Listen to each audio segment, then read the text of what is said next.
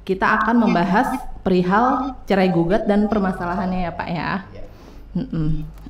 Nah Pak, sebelumnya kita mau tahu nih Pak, apakah yang dimaksud dengan cerai gugat ya Pak?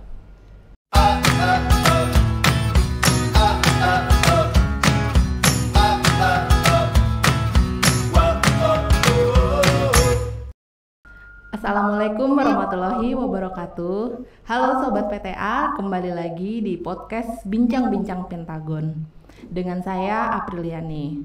Nah Sobat PTA, di hari ini, di sesi kali ini kita mendatangkan salah satu hakim tinggi di Pengadilan Tinggi Agama Gorontalo, yaitu Bapak Dr. Andes Karis. Assalamualaikum Bapak. Waalaikumsalam warahmatullahi wabarakatuh. Ya, Bapak semoga hari ini sehat dan diberikan kemudahan dalam menjalankan aktivitas ya Pak ya. Amin ya rabbal alamin. Nah Sobat PTA, sebelumnya kita sudah membahas perihal cerai talak dan permasalahannya. Dan di sesi kali ini kita akan membahas perihal cerai gugat dan permasalahannya ya Pak ya. Nah Pak, sebelumnya kita mau tahu nih Pak, apakah yang dimaksud dengan cerai gugat ya Pak? Terima kasih Mbak April. Jadi cerai gugat itu adalah suatu putusnya hubungan suami istri, tapi karena diajukan oleh istri ke pengadilan agama, itu cerai gugat. Kalau perceraian sendiri kan artinya kan putusnya hubungan suami istri. Nah, ada dua macam, yang satu diajukan oleh suami namanya cerai talak, kalau yang diajukan oleh istri namanya cerai gugat. Jadi kita bisa lihat di pasal 114 Kombinasi Hukum Islam, putusnya perkawinan yang disebabkan karena perceraian dapat terjadi karena talak atau berdasarkan gugatan perceraian. Nah, gugatan perceraian itulah yang diajukan oleh istri, namanya cerai gugat.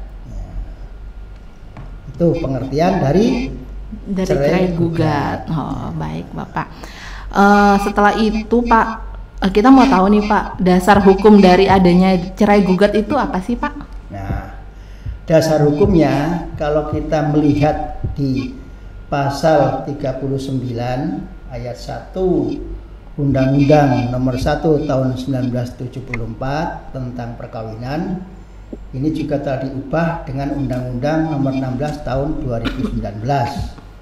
Kemudian dalam pasal 65 Undang-Undang Nomor 7 Tahun 1989 tentang peradilan agama, yang telah diubah dengan Undang-Undang Nomor 3 Tahun 2006 dan perubahan kedua dengan Undang-Undang Nomor 50 Tahun 2009. Itu dasar hukum dari cerai gugat. Nah, isi dari pasal itu, perceraian hanya dapat dilakukan di depan sidang pengadilan.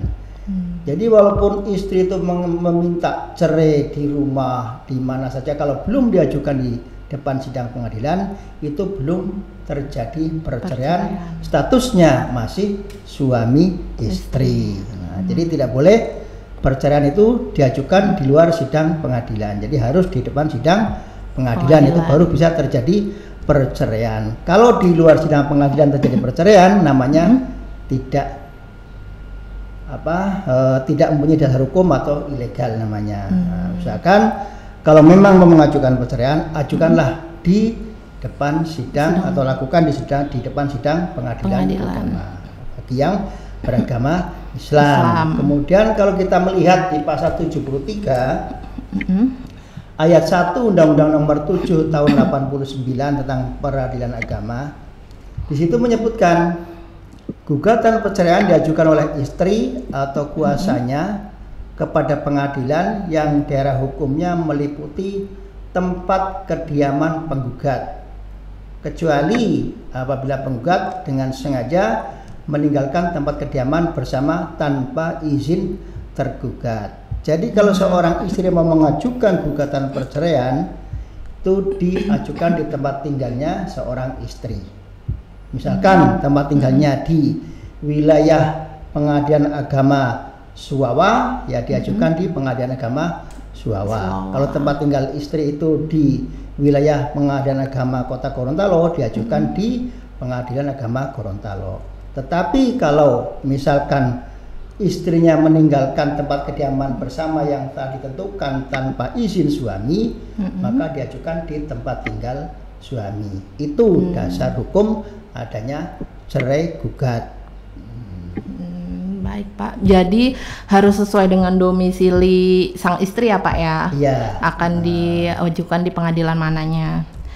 Selain itu Pak, kan banyak sekali ya Pak alasan-alasan perceraian itu. Nah, diantaranya alasan perceraian itu terjadi karena apa saja sih Pak? Nah, bagi seorang yang akan mengajukan gugatan perceraian itu tidak asal mengajukan gugatan, harus mempunyai alasan. Yang pertama, ini dalam pasal 19 Peraturan Pemerintah nomor 9 tahun 1975. Yang pertama, salah satu pihak berbuat zina atau menjadi pemabok, pemadat, penjudi, dan lain sebagainya yang sukar disembuhkan. Itu alasan yang pertama. Jadi kalau misalkan ada orang yang sudah berbuat zina, kemudian atau zaman sekarang banyak yang minuman keras, pemabok, dan sulit disembuhkan, suka bermain judi, itu merupakan salah satu alasan bagi seorang istri untuk mengajukan gugatan cerai. Misalkan suaminya suka mabok, suaminya suka judi, nah itu juga merupakan alasan dari seorang istri mengajukan gugatan cerai. Nah, kemudian yang kedua, salah satu pihak meninggalkan pihak lain selama 2 tahun berturut-turut tanpa izin pihak lain dan tanpa alasan yang sah atau karena hal lain di luar kemampuannya. Misalkan seperti ini, pasangan suami istri bertempat tinggal di desa A, misalkan ya. Sudah disepakati bersama di situ. Nah, kemudian suaminya tiba-tiba pergi meninggalkan istrinya tanpa alasan yang sah, tanpa izin. Nah, setelah pergi selama 2 tahun lebih, mungkin lebihnya dia 1 bulan atau 2 bulan, yang penting sudah lebih dari 2 tahun. Nah, kemudian istrinya ingin mengajukan gugatan perceraian, itu salah satu alasan dari seorang istri mengajukan gugatan perceraian. Itu alasannya, alasan perceraian. Kemudian yang ketiga, salah satu pihak mendapat hukuman penjara 5 tahun atau hukuman yang lebih berat setelah perkawinan berlangsung. Pasangan suami istri sudah hidup dalam satu rumah tangga, sudah punya keturunan, sudah punya rumah, tiba-tiba suaminya itu terjerat kasus pidana. Nah, ancaman hukumannya sampai 5 tahun. Kemudian dia mendapatkan hukuman 5 tahun dan putusan itu sudah mempunyai kekuatan hukum tetap. Dengan dijatuhi hukuman 5 tahun itulah pidana penjara 5 tahun, maka itu bisa menjadi alasan seorang istri untuk mengajukan gugatan cerai. Itu alasan yang ketiga. Kemudian alasan yang keempat, salah satu pihak melakukan kekejaman atau penganiayaan berat yang membahayakan pihak yang lain. Misalkan sekarang terkenal dengan KDRT, kekerasan dalam rumah tangga. Mungkin mencoba membunuh, mungkin mencoba menganiaya dengan memukul, dan itu sangat membahayakan. Itu bisa menjadi salah satu alasan dari seorang istri mengajukan gugatan cerai. Nah, kemudian 1, 2, 3, 4 yang kelima, salah satu pihak mendapat cacat badan atau penyakit dengan akibat tidak dapat menjalankan kewajibannya sebagai suami atau istri. Jadi misalkan suami sudah tidak bisa melakukan kewajiban sebagai suami, itu bisa menjadi alasan bagi seorang istri untuk mengajukan gugatan cerai. Tapi kalau alasannya misalkan karena sakit yang sifatnya permanen, itu harus ada keterangan dari dokter, bukan hanya sekedar alasan secara lisan saja. Kemudian antara suami dan istri terus-menerus terjadi perselisihan dan pertengkaran dan tidak ada harapan akan hidup rukun lagi dalam rumah tangga. Ini yang sering terjadi di masyarakat, sering terjadi dalam rumah tangga. Sudah berumah tangga, sudah punya rumah, kemudian sudah punya anak, tapi kemudian terus-menerus terjadi perselisihan dan pertengkaran. Nah, bahkan kadang-kadang sampai bisa rumah. Ini bisa menjadi alasan dari seorang istri mengajukan gugatan cerai. Nah, kemudian di samping itu di dalam kompilasi hukum Islam juga ditambahkan dalam pasal 116 di samping alasan tadi yang kami sebutkan ada dua tambahan, yaitu suami melanggar taklik talak. Orang yang habis akad nikah pada umumnya kan mengucapkan sihot taklik talak. Nah, saya berjanji bahwa saya dan seterusnya. Kemudian kalau suami melanggar janjinya itu, maka itu menjadi alasan bagi seorang istri untuk mengajukan gugatan perceraian. Satu saja yang dilanggar, kemudian mengajukan ke pengadilan agama dan pengajuannya dibenarkan dengan membayar iwad sekarang ini Rp10.000, maka itu bisa jatuh talaknya kepada istri, namanya gugatan cerai. Ya. Jadi itu alasan daripada terjadinya perceraian. Juga masih ada, yaitu yang H ya di sini ya, kalau dalam kompilasi hukum Islam pasal 116, peralihan agama atau murtad yang menyebabkan terjadinya ketidakrukunan dalam rumah tangga. Ini sering terjadi. Misalkan sebelum menikah dia masuk Islam, kemudian setelah menikah kembali kepada agama semula dan akhirnya terjadi ketidakrukunan dalam rumah tangga. Ini bisa menjadi alasan seorang istri akan mengajukan gugatan perceraian alasannya. Nah, alasan itu jumlahnya ada 1, 2, 3, 4, 5, 6, 7, 8, ada 8. Jumlahnya itu tidak harus semuanya, tapi salah satu sudah terpenuhi alasan itu, maka seorang istri bisa mengajukan gugatan cerai ke pengadilan agama. Itulah alasan-alasan terjadinya perceraian. Oh, baik Bapak. Jadi ada 8 alasan ya Pak ya, untuk terjadinya perceraian. Dan selanjutnya Pak, kalau syarat-syarat untuk mengajukan cerai gugat itu di pengadilan agama apa aja ya Pak ya syaratnya? Syaratnya yang pertama harus ada gugatan. Gugatan itu zaman sekarang diketik rapi ya. Apalagi sekarang sudah zamannya komputer ya. Kemudian dicetak 7 rangkap dengan ukuran kertas A4. Nah, kemudian disertai dengan soft copy-nya.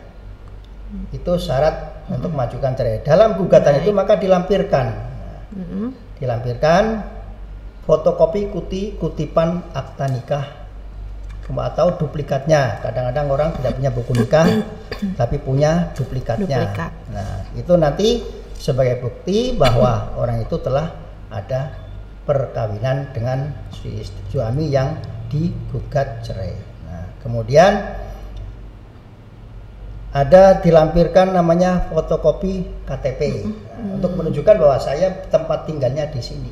Domisilinya ya Pak ya? Ya, domisilinya di tempat tinggal wilayah hukum pengadilan agama yang akan dijadikan tujuan mengajukan gugatan cerai. Itu ada KTP-nya. Nah, ketika itu sudah disiapkan, dilampirkan, nah itu sebagai persiapan. Tapi syarat utamanya adalah surat gugatan. Surat gugatan. Bagi seorang TNI, PNS, kemudian seorang anggota Polri, perangkat desa, bahkan BUMD, BUMN, itu ada syarat izin dari atasannya. Ya, kalau nggak ada izin dari atasan, itu belum terpenuhi syarat untuk mengajukan perceraian. Tapi ada BUMN yang sudah tidak memberikan izin, memang sudah tidak itu adalah urusan masing-masing. Ada BUMN yang seperti itu tuh ada. Biasanya menunjukkan suratnya, para pihak menunjukkan suratnya ini bahwa saya tidak perlu izin dari atasannya karena saya pegawai BUMN apa misalkan PNI atau misalkan PLN gitu misalkan seperti itu. Karena kami pernah dari BRI menyampaikan surat bahwa tidak perlu ada izin dari atasannya. Pernah di suatu tempat seperti itu. Nah, kemudian membayar panjar biaya perkara. Nah, itu bisa dilihat kalau kita melihat di web ya, website Pengadilan Agama di mana saja biasanya dimunculkan syarat-syarat itu. Sehingga masyarakat umum yang sudah mengetahui atau melek teknologi informasi bisa melihat syarat-syaratnya apa saja. Gitu. Itulah syarat-syarat mengajukan cerai gugat, bisa secara rinci bisa dilihat di website Pengadilan Agama mana saja, biasanya disebutkan baik itu syaratnya maupun nanti panjarnya berapa.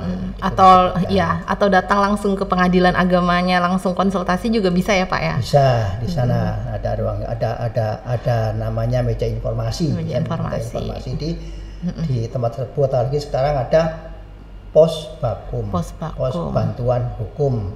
Itu disiapkan oleh Pengadilan Agama. Baik Bapak, setelah 4 pertanyaan tersebut, ada closing statement atau kesimpulan dari bahan yang tadi sudah disampaikan Pak?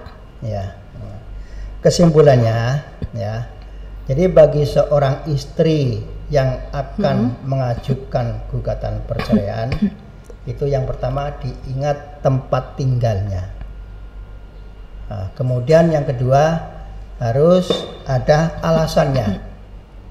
Tidak harus semuanya terpenuhi, tapi salah satu dari 8 alasan tersebut sudah terpenuhi.